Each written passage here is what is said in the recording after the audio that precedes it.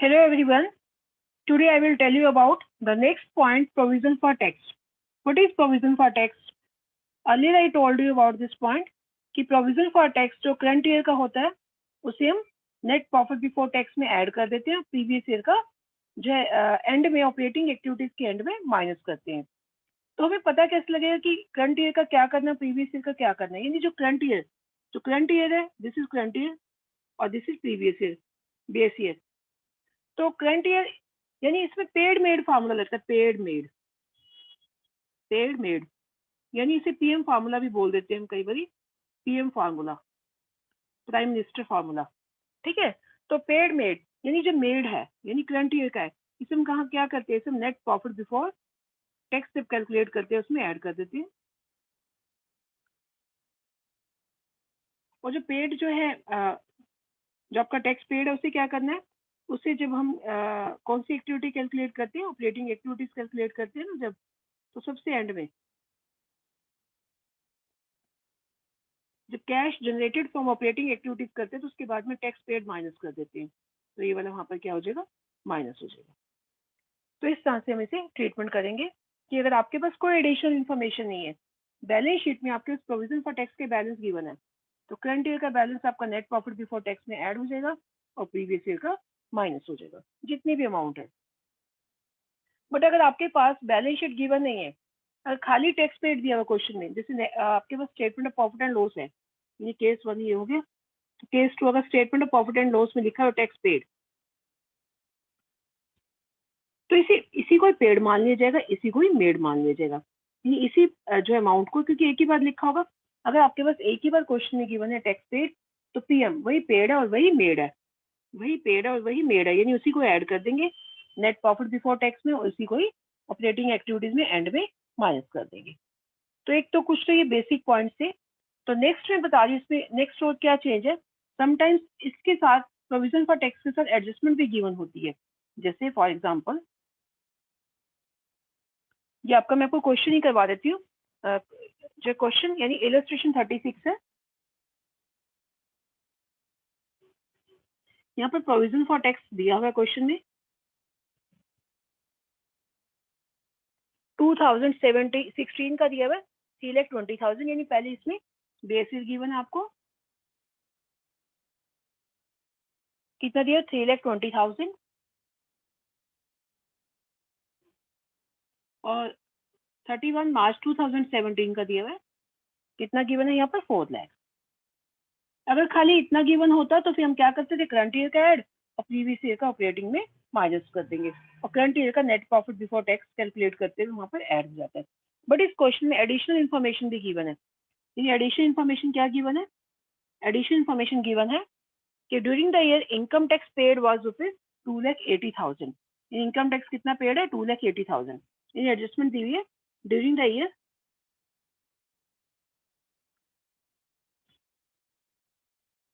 Tax paid, कितना tax paid है, rupees 2,80,000। अब एडिशनल इन्फॉर्मेशन भी गिवन है। प्रीवियस लेक्चर में मैंने आपको बताया था कि अगर एडिशनल इन्फॉर्मेशन गिवन है तो उसमें क्या होता है, तो हमें अगर एडिशनल इन्फॉर्मेशन के साथ आपको उसी जिससे टैक्स का एडिशनल इन्फॉर्मेशन गिवन है उसके अगर बैलेंस शीट में बैलेंस गिवन है तो उसका मैं डेफिनेटली अकाउंट तो बनाना ही पड़ेगा। तो इस केस में provision for income tax account बनाएंगे। तो next is provision for income tax account.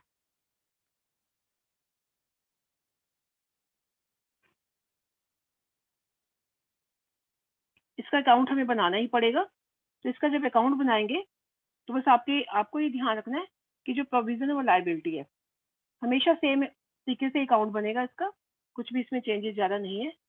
Limited से एक ही अमाउंट है, इसमें एक ही फिगर है, लेकिन सबसे पहले तो आप ये अकाउंट बना लोगे, पर्टिकुलर अमाउंट जो भी आप इन्फॉर्मेशन लिखते हो अब लिखोगे।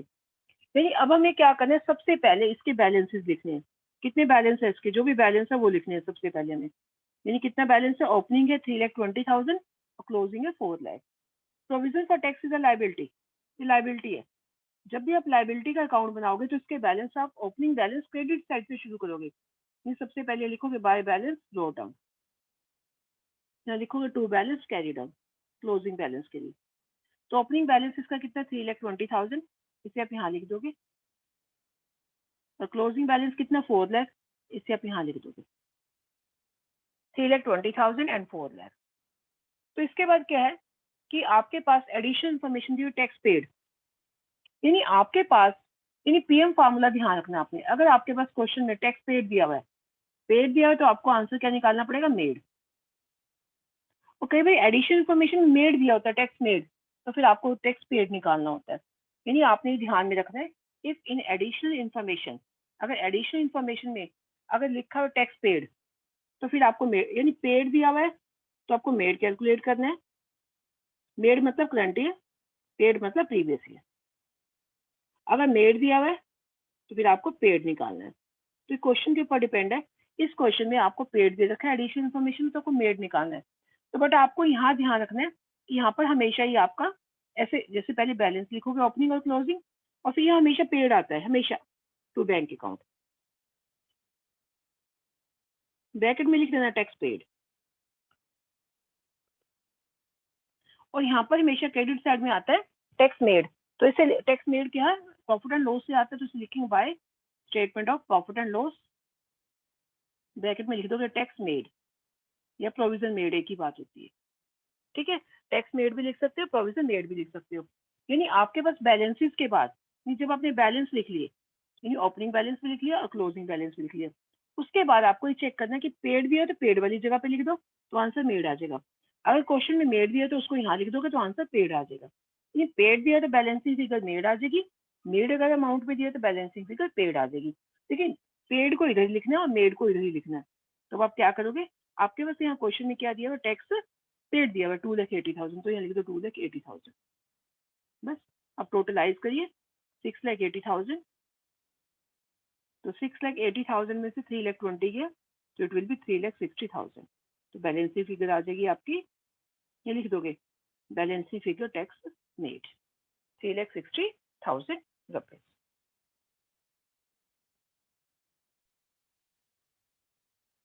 Now 37 question. अब इस क्वेश्चन में क्या दिया हुआ है, आपको प्रोविजन फॉर टैक्स के बैलेंस तो गिवन ही है यहाँ पर, जैसे बेस ईयर का 1,50,000 और करंट ईयर का 2,10,000। बट ये एडिशनल इन्फॉर्मेशन में दिया है प्रोविजन फॉर टैक्स मेड। अभी क्वेश्चन में मेड दिया, तो आपको आंसर क्या निकालना है, पेड निकालना है। यानी उससे रिवर्स क्वेश्चन है ये, कितना मेड दिया 2,35,000। अब सिमिलरली वैसे ही अकाउंट बनाओगे, provision for tax account, debit और क्रेडिट लिखोगे, पर्टिकुलर अमाउंट लिखोगे। तो सबसे पहले अपने बैलेंस लिखनी है, बाय बैलेंस ब्रॉट डाउन। ये आपका ओपनिंग बैलेंस आ गया, लाइबिलिटी है, तो ओपनिंग बैलेंस कितना है 1,50,000 है, तो आप यहाँ लिख दोगे 1,50,000।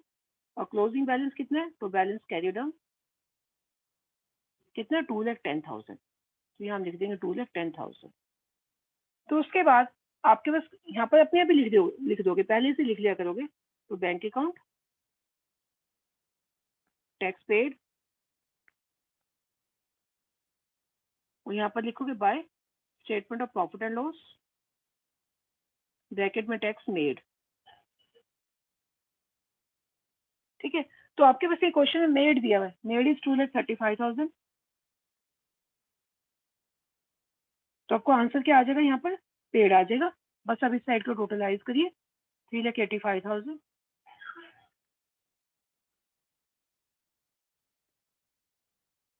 तो आंसर आ जाएगा 1,75,000 रुपीज। तो ये आ गया टैक्स पेड। तो बैलेंसिंग फिगर लिख दोगे, बैलेंसिंग फिगर टैक्स पेड बस। और मेड वाला क्या करते हैं हम पता ही, नेट प्रॉफिट बिफोर टैक्स में ऐड हो जाता है, बिफोर टैक्स में ऐड हो जाएगा। और ये पेड वाला ऑपरेटिंग एक्टिविटीज में एंड में माइनस हो जाएगा। तो in this way you can solve question up to 37। Now proposed dividend. अब इस पॉइंट को आपको कैसे सोल्व करना है, earlier in previous lecture I told you कि जो प्रपोज डिविडेंड होता है सिर्फ करंट ईयर का तो आपने लेना ही नहीं, कंसीडर ही नहीं करना। कि प्रपोज डिविडेंड एक तो आपका नेट प्रॉफिट बिफोर टैक्स में ऐड होता है, सेकेंडली जो है ये प्रपोज डिविडेंड है, डिविडेंड पेड ही माना जाता है, प्रपोज किया गया डिविडेंड, मतलब डिविडेंड पे करना है, जो प्रपोज डिविडेंड है उसे पे करना है। यानी जो हम करंट ईयर में प्रीवियस ईयर वाला जो प्रपोज है उसे पे करेंगे। एक्चुअल में प्रपोज प्रीवियस ईयर में किया जाता है, पे उससे नेक्स्ट ईयर में किया जाता है। जब कंपनी की जनरल मीटिंग होती है तो जनरल मीटिंग में डिसाइड किया जाता है कि 2016 में जैसे डिसाइड किया कि इसका प्रपोज डिविडेंड 50,000 है, बट इसे पे कब किया जाएगा, 17 में, और 17 में ये डिसाइड किया जाता है कि इसका डिविडेंड इतना पे किया जाएगा 18 में। तो हम तो ये 17 का ट्रीटमेंट करते हैं करंट ईयर, तो करंट ईयर में हमेशा प्रीवियस ईयर का ही डिविडेंड लिया जाएगा। तो करंट ईयर का डिविडेंड कहीं भी नहीं आएगा क्योंकि नेक्स्ट ईयर में जाएगा 18 में, तो 18 का हमें यहाँ कैश फ्लो स्टेटमेंट नहीं बनाना। कि लास्ट ईयर से ट्रीटमेंट चेंज हुआ है, पहले कुछ और ट्रीटमेंट था, तो मैं पुराने वाला ट्रीटमेंट नहीं बताऊंगी। बस करंट जो लास्ट ईयर था इस साल भी सेम ही है आपका। जो प्रीवियस ईयर का प्रपोज डिविडेंड है उसी को ही नेट प्रॉफिट बिफोर टैक्स में ऐड करेंगे।